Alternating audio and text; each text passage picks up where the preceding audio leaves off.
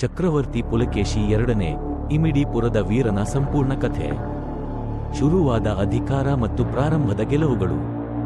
ಪುಲಕೇಶಿ ಎರಡು ಚಾಲುಕ್ಯ ವಂಶದ ಐತಿಹಾಸಿಕ ಪಾತ್ರಗಳಲ್ಲಿ ಒಂದು. ಕ್ರಿ. ಶ. 610ರಲ್ಲಿ ತಂದು ನಿಂತನು. ತನ್ನ ಸಿಂಹಾಸನಾರೋಹಣದ ಸಮಯದಲ್ಲಿ ಚಾಲುಕ್ಯ ಸಾಮ್ರಾಜ್ಯವು ರಾಜಕೀಯ ಸ್ಥಿತಿಜನ್ಯ ಮತ್ತು ಬಾಹ್ಯ ಶಕ್ತಿಗಳ ಹಸ್ತಕ್ಷೇಪಗಳಿಂದ ಸಂಕಷ್ಟದಲ್ಲಿತ್ತು. ಆದರೆ ಪುಲಕೇಶಿ ಎರಡು ತನ್ನ ಶಕ್ತಿಶಾಲಿ ಸೇನೆಯೊಂದಿಗೆ ಶತ್ರುಗಳನ್ನು ಎದುರಿಸಲು ಮತ್ತು ತನ್ನ ಸಾಮ್ರಾಜ್ಯದ ಗಡಿಗಳನ್ನು ಬಿಗುಪಡಿಸಲು ಮುಂದಾಯಿತು. ಆದಿಯಲ್ಲಿ ಅವನು ಪಲ್ಲವ, ಕದಂಬ ಮತ್ತು ಗಂಗಾ ರಾಜ್ಯಗಳಂತಹ ಪ್ರಮುಖ ಶತ್ರುಗಳನ್ನು ತನ್ನ ಸಾಮ್ರಾಜ್ಯದ ವ್ಯಾಪ್ತಿಗೆ ತಂದುಕೊಳ್ಳಲು ತೊಡಗಿದನು. ಅವನ ಮೊದಲ ಗೆಲುವುಗಳಲ್ಲಿ ಕದಂಬ ರಾಜ ದೇವರಾಯನನ್ನು ಸೋಲಿಸಿದದ್ದು ವಿಶೇಷ. ಈ ವಿಜಯವು ಅವನ ಸಾಮ್ರಾಜ್ಯದ ಗಡಿಗಳನ್ನು ಬಹುಮುಖ್ಯವಾಗಿ ವಿಸ್ತರಿಸಿತು. ಪಲ್ಲವ ವಿರುದ್ಧದ ಮಹಾಯುದ್ಧ ಮತ್ತು ವಿಜಯ. ಪುಲಕೇಶಿನ ಇತಿಹಾಸದಲ್ಲಿ ಅತ್ಯಂತ ಪ್ರಮುಖ ಘಟನೆಯಾಗಿ ಪಲ್ಲವ ರಾಜ ಧರ್ಮಪಾಲನ ವಿರುದ್ಧದ ಯುದ್ಧವನ್ನು ನೋಡಬಹುದು. ಪಲ್ಲವರು ದಕ್ಷಿಣ ಭಾರತದ ಅತ್ಯಂತ ಶಕ್ತಿಶಾಲಿ ಸಾಮ್ರಾಜ್ಯಗಳಲ್ಲಿ ಒಂದಾಗಿದ್ದು, ಅವರೊಂದಿಗೆ ಯುದ್ಧದಲ್ಲಿ ಜಯ ಸಾಧಿಸುವುದು ಸುಲಭವಿರಲಿಲ್ಲ. ಆದಾಗ್ಯೂ ಪುಲಕೇಶಿ ಎರಡು ತನ್ನ ಶಕ್ತಿಶಾಲಿ ಸೇನೆ ಮತ್ತು ಆಳವಾದ ಯುದ್ಧತಂತ್ರದ ಮೂಲಕ ಪಲ್ಲವರನ್ನು ಸೋಲಿಸಿ ಅವರ ಪ್ರಮುಖ ಪಟ್ಟಣ ಕಂಚಿಯವರೆಗೆ ತನ್ನ ವಿಜಯರಥವನ್ನು ಕೊಂಡೊಯ್ದನು. ಈ ಗೆಲುವು ಅವನಿಗೆ ದಕ್ಷಿಣ ಪಥೇಶ್ವರ ಎಂಬ ಬಿರುದನ್ನು ದೊರಕಿಸಿತು, ಅಂದರೆ ದಕ್ಷಿಣ ಭಾರತದ ಪ್ರಭುವೆಂದರ್ಥ. ಈ ಬಿರುದು ಪುಲಕೇಶಿನ ಸಾಮ್ರಾಜ್ಯದ ವ್ಯಾಪ್ತಿ ಮತ್ತು ಅವನ ಶಕ್ತಿಯ ಪ್ರತೀಕವಾಗಿದೆ. ಸಾಂಸ್ಕೃತಿಕ ಕೊಡುಗೆ ಮತ್ತು ಬಾದಾಮಿ.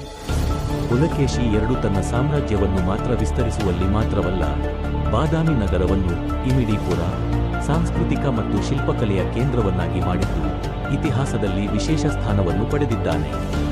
ಬಾದಾಮಿಯ ಶಿಲಾಯುಗದ ದೇವಾಲಯಗಳು, ಅವುಗಳಲ್ಲಿ ಹಲವಾರು ಅವನ ಆಡಳಿತದ ಅವಧಿಯಲ್ಲಿ ನಿರ್ಮಿತವಾಗಿವೆ, ಇಂದಿಗೂ ಚಾಲುಕ್ಯ ವಂಶದ ಶ್ರೇಷ್ಠ ಶಿಲ್ಪಕಲೆಯ ಪ್ರತಿಬಿಂಬವನ್ನು ನೀಡುತ್ತವೆ. ಸಾಮ್ರಾಜ್ಯದ ವಿಸ್ತಾರ. ಪುಲಕೇಶಿ ಎರಡು ಪಲ್ಲವರ ಸೋಲಿನಿಂದ ಪ್ರೇರಿತರಾಗಿ ತನ್ನ ಸಾಮ್ರಾಜ್ಯವನ್ನು ಉತ್ತರದಲ್ಲಿ ನರ್ಮದಾ ನದಿಯವರೆಗೆ, ಪಶ್ಚಿಮದಲ್ಲಿ ಅರೇಬಿಯನ್ ಸಮುದ್ರದವರೆಗೆ ಮತ್ತು ದಕ್ಷಿಣದಲ್ಲಿ ಕಾವೇರಿ ನದಿಯವರೆಗೆ ವಿಸ್ತರಿಸಿದನು. ಅವನ ಸಾಮ್ರಾಜ್ಯದ ವ್ಯಾಪ್ತಿಯಲ್ಲಿ ಇಂದು ಕರ್ನಾಟಕ, ಮಹಾರಾಷ್ಟ್ರ, ಆಂಧ್ರಪ್ರದೇಶ, ತಮಿಳುನಾಡು ಮತ್ತು ಮಧ್ಯಪ್ರದೇಶದ ಕೆಲವು ಭಾಗಗಳನ್ನು ಒಳಗೊಂಡಿತ್ತು. ಅಂತ್ಯಕಾಲದ ಹಿನ್ನಡೆ. ಅವನು ತನ್ನ ಸಾಮ್ರಾಜ್ಯದ ಅತ್ಯುನ್ನತ ಸ್ಥಾನದಲ್ಲಿ ಇದ್ದಾಗ ಪುಲಕೇಶಿನು ಪಲ್ಲವರ ವಿರುದ್ಧದ ಮತ್ತೊಂದು ಯುದ್ಧದಲ್ಲಿ ತೊಡಗಿದನು. ಈ ಬಾರಿ ಅವನ ಎದುರಾಳಿ ನಾರಸಿಂಹವರ್ಮನ್ ಪಲ್ಲವನು ತನ್ನ ಸೇನಾಪತಿ ಮಹೇಂದ್ರವರ್ಮನ್ನ ಮಾರ್ಗದರ್ಶನದಲ್ಲಿ ಪುಲಕೇಶಿನಿಗೆ ತೀವ್ರ ಹಿನ್ನಡೆಯನ್ನು ನೀಡಿದನು.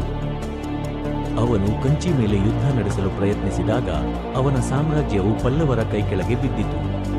ಇವನ ಸೋಲಿನ ನಂತರ ಅವನ ಸಾಮ್ರಾಜ್ಯವು ತೀವ್ರವಾಗಿ ಕುಸಿಯಿತು ಮತ್ತು ಇಮಿಡಿಪುರವನ್ನು ಪಲ್ಲವರು ಸೋತರು.